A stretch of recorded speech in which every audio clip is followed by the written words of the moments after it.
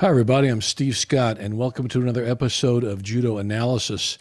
And in today's show, I want to analyze Kesa Gatame transition to Ude Garami. It's a natural transition. It's really old. It's really basic. But you know what? The basics work. The fundamentals work. And this is a great transition technique. We call it double trouble because not only are you pinning your opponent, you're setting him up, and then eventually securing a nice bent arm lock, Ude Garami. So we're going to show several ways to do it, and it's a really great technique. I'm sure there are other ways to do it, of course, but this is kind of our take on it. So here you go. Kesa Gatame transition to Ude Garami.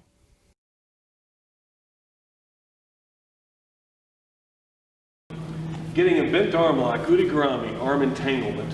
Ude means arm, Garami means to wrap or to entangle, okay? It's really a bent arm lock, right? Now, Mike is going to be applying it on Eric here because he wants to finish him off, okay? He's held him for a long time, like IGF type judo, you get 20 seconds, you hold it, get the pawn win. Let's say in freestyle judo, Sambo, or submission grappling, you might have to finish him off. He's just holding him here for time. Remember, he's doing Kesa Gatame, scarf hold, which is a time hold. In other words, he's holding him for a period of time under control. Now Mike has decided, okay, time to finish him off. Here it is.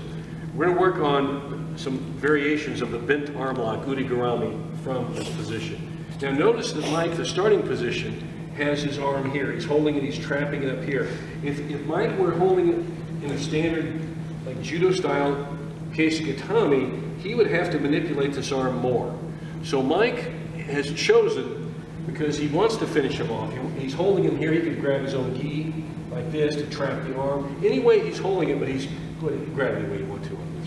He's holding Eric's arm here. So there it is. Now it's in position to attack. And that's why he's holding it there on purpose, okay? All right. Now, look at the hand around the head. What Mike's going to do, just do it slowly. He's going to bend the arm down. See how he traps it?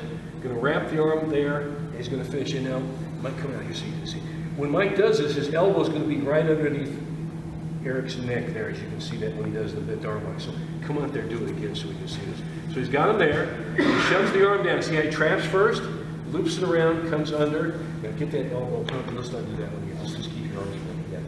Keep that figure four. Now this is the one we'll go for first here. Can everybody see that? It's kind of with all this white gi here. It's hard to see. Mike's elbow is right in the side of Eric's neck. He's jamming it in there. That's his kind of his fulcrum. It's as well. It's a good base, I guess you could say.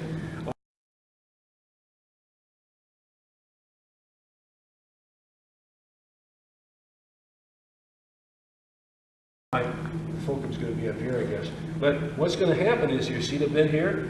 He's going to reach under. He's going to get what the pro wrestlers will call a key lock. The wrestling called key lock. It's a figure four of the arms. He reaches under here and he bends it backward. And when he cranks it in, that hurts. He pushes down on the wrist and he lifts up on the elbow, and that hurts really bad. Okay, it hurts the elbow, but it also hurts the shoulder.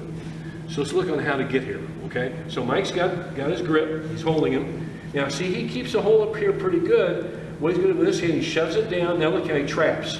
See that quick trap? That's an important element. Now when he has it trapped, he comes under and he catches it. See that? Let's do that again. Now watch it. So handwork here. See how the trap is? Now lifts it and swings under. Now you might also Mike does it slightly different than most people because he's pretty good at this move. So that's why I picked him to do it. The basic way I'm going to have you guys to learn it, okay, is when you push him down. All right, get that. Now, get this first. There you go. Then loop it over to catch it. I think that's easier for newer guys to learn. Did you see that little bit, what he did there? That was slightly different than he was doing before. Okay, watch. Here, catch that first, then loop it. If you learn that way first, now Mike's got it down where he slide over. He's done the stunt guys, and it really works the way he did it. But let's show this very basic way first, okay? So here, grab. See that? Now loop it around and catch. Yeah. Now do it the way you do it. Now see, it's a very slight, subtle thing there. See, instead of doing the bend, just like trapping the hands together first, he looped the head over, the arm over the head first. That's his way. It works really well. Both work, don't get me wrong, but his way is a little more advanced. You got to be very sure of yourself to get there, okay? As long as you're comfortable in your case and you're making it carry your weight, Good point. you slide around a lot easier and you don't lose the pin quite as quickly. So. Yeah, show your way first. Slide and catch it. It's really nasty, okay? Then show the basic way. Catch that first, then slide it around, okay? Once you get good at that, the second way first, and then after you get good at, the reason he does that, he has real good base here. You can't make this leg or arm lock work if you don't have a good solid base, movable base like Mike has. Put him again with Kesa, just basically. This is a tight hold down, okay? He's got his hip under Eric's shoulder, his legs are nice and wide. You know, he prefers this portion here because this way, when he does especially arm locks, he likes to drive off this foot and get a little more action into it. Kind of watch, Mike, don't really crank the guy too hard, but watch his foot action when he does this too. See how he drives off of it? His whole body weight is now applying the arm lock, not just the upper body and the arms. Okay, so he's using his whole very efficient use of his body when he does this. But you see he has to have a real wide base to do this. You gotta have a good strong pin. Here's your base, then make him tap out. So one more time each. There you go. That's the basic way. Crank it, okay? And then you do a little more advanced way. That's kind of the Mike Pennington way, that second way, because it works good too. All right, we're gonna do some other variations of this later, but let's get this one down as a basis, okay, as a start. Okay. Okay, good. All right, we've been working on doing Ude Garami, arm entanglement or bent arm lock from a Kesa Gatame. And again, Mike has chosen, because he has in his own mind, he knows he wants to get this bent arm lock to happen. He's chosen to hold Eric in this variation of Kesa Gatame where he's holding here instead of trapping around this way, okay? If he even had any work above me, push it up into there. He wants this arm bent. He wants to control this arm. Now, we're going to work on a really simple one, but it has a real high ratio of success, and it's quite popular. What Mike's going to do basically is going to shove Eric's arm down, and he's going to put it under his knee. He's just going to swing his leg or trap his knee. Now that hurts in and of itself right there. But see how he's still holding here? He's trapping his head, trapping his shoulder. It's really tight. He's got a pretty good arm lock going there, but he's purposely not adding a lot of yank into it. Now he's going to push up on the elbow, and that hurts even more. Okay.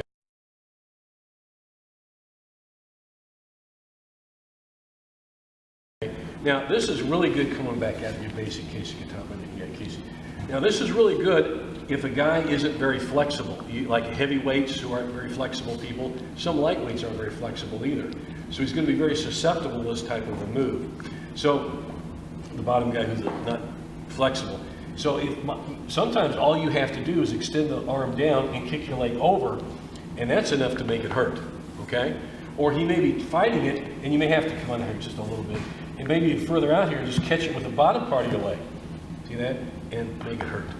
So, you know, if he's real flexible, he's going to get some bend in this, okay?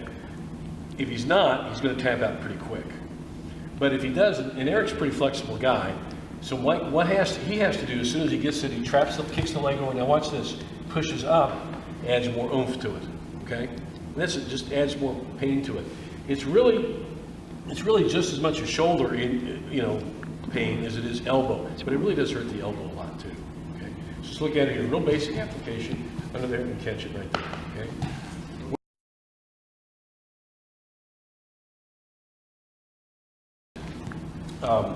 Sometimes if the guy turns in, so turn into him a bit, Eric, and you're fighting. Don't turn. Yeah. So see, that's a really good counter to his turning in. See that? So when he starts to turn in, what's Eric thinking about? He's thinking about escaping, isn't he? He's not thinking, and he's thinking about, come on back out here. He's thinking about, oh my gosh, my arm is loose. This helps me get out. That makes, Mike just catches it in there, makes it hurt more.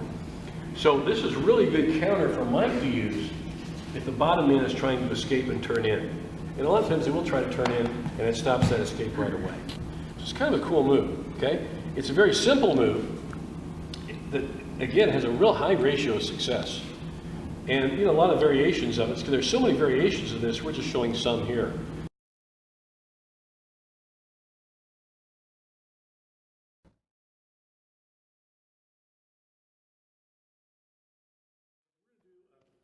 It's basic Judo 101 or Sambo, whatever it is. It's basic stuff 101 here. But what we're going to do here is transition from a Kesa Gatame right into an Ude Garami, or bent arm lock, arm entanglement. And I'm going to have Derek do it here. I'm going to show you what I want to have happen here first. The goal here is, like in freestyle judo, you hold them for 20 seconds and go for the submission. Sambo, the same rule. Hold it for 20 seconds, go for the submission. I want to control him. I want to use a time hold, in this case Kesa Gatame, to control Derek, get my points, then go for the submission. Like in IGF judo, you hold him for the 20 seconds, you got the ippon. Okay, that's great. Or if he starts to get away, then you can transition right into this bent arm lock, what we're going to do here. So here's what's going to happen, guys. And we were practicing earlier on the drill. We're coming in, catch it here, okay, and catch here. Okay, instead of having the arm around the waist, one thing he could bridge and roll me like I'm out, I'm in trouble. But I want to keep it here because I'm going to eventually lock this, and I can hold this really well here for a full 20 seconds. I mean, I can do this, and I keep him here, and I keep riding him here, and I got, however I want to be with my feet. I like it down here. I can drive better, but I'm going to hold him here. And then when I say 20 seconds are up, or the referee tells me 20 seconds, go for your submission. Like in Sambo or freestyle judo, what I'm going to do is then go for the submission. Here's how I'm going to be very deliberate how I go for it. So watch this, guys.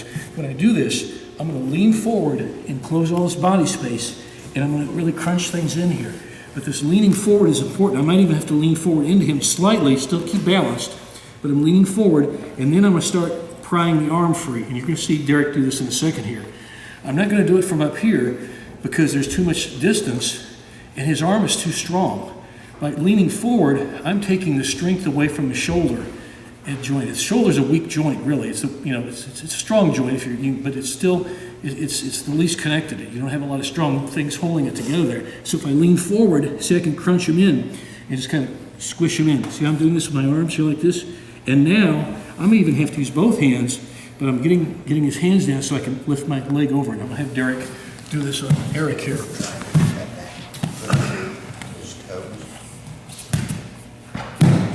Yeah, so, okay, now you see how he's doing it? Donnie, you were mentioning something about toes before we get on there. Did you have something to say about the toes? Yeah, and Derek does it too. Steve was just doing it as well. You see how he drives.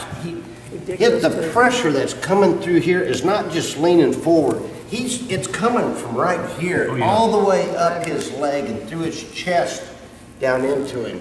He's pushing with that foot. Yeah, that's a great point. That's exactly right. That's what's happening. I see now he's crunching everything here. He's taking the strength away from Eric's left shoulder and left arm.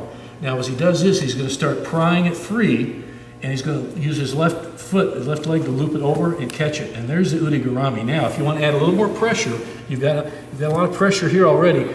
So he's already doing this. He's pushing up on that elbow, and you can that hurts more. Okay, hurts quicker. Now, if you're worried about losing your position, you can just turn your hips over as well. Okay, so if you try this way and it's not working, this hip will block just the same as your hand, but it's a lot stronger, so you can turn it over. Great point. Great point. Easier to try it from here, so always give this a shot first, because if you can get it from here, you don't have to move, right? So I can push that through and finish. If he's strong, I can't get that through there. Turn the hips over, and that'll... But see this? He's still being held, isn't he? He's still stuck on his back. Now, as a referee, I may said, say Derek's wearing a red belt. Red, 4 points, go for your submission. Might have been in Sambo, same situation, okay? Bam, all right? Now he's going for it. He's still holding him there. He's still keeping control of poor guy, and he finishes him, all right? You may, say an IJF situation, where they 20-second ippon now, okay, but I may feel that he's starting to escape at some point, and this time I'm going to lean forward, and now I'm going to go for the arm lock, because I'll get the tap out for sure, and that's what he's going for, okay? So it's really an Ude Garami. Some people say it's Ashi Ude Garami, leg, arm entanglement. Call it what you want. Just call it ippon, like they say, but it really is an effective way. It's really old school. It's quite basic, but again, basics work. I mean, elite level judo, sambo, jiu-jitsu, whatever it is nothing more than the fundamentals done to their full potential. And here we're doing it to the full potential. We're getting the pin, getting time points for the pin, and we're finishing him off with a submission. So it's a great transition, double trouble, double trouble. And these are the type of submissions that you want, because if you screw it up, you're still pinning the guy. So you really haven't lost anything. Yeah, it's a great insurance policy. You're winning, and it's just icing on the cake. All right, let's give it a go.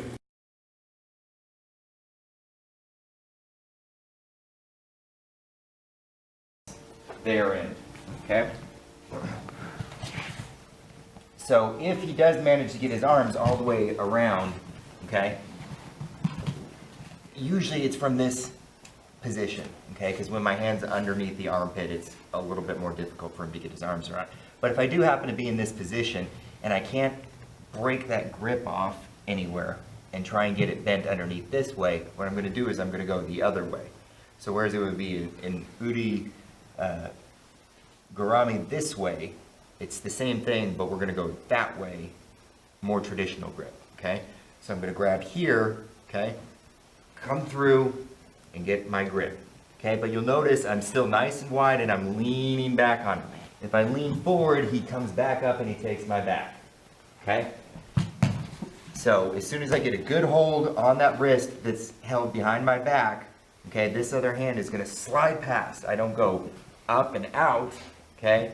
I keep back here and you just slide it past his head and then grip up, okay? And you can already see he's starting to kind of wiggle away from it because it's not too fun because I'm right there on the joint, okay? What that does is it locks his shoulder joint in so that as soon as I start twisting, it's already starting to pop out, okay? Remember the shoulder joint is just held in by, what is it, the labrum? The muscle that's across the front. It's a ball joint, it wants to move. You stop it from moving and then you start cranking it and it wants to pop out. Okay, so you lock the joint by putting your weight on it and then you twist. All right, so again, get a good hold, make sure that I've got my weight on him. Okay, slide up and entangle, and as I pop that hand free, get a hold of your wrist. Okay, and then just a twist like that. Okay, if I do manage to get up a little bit and he starts coming up on me, we're gonna just sit back on it. Okay, make sense?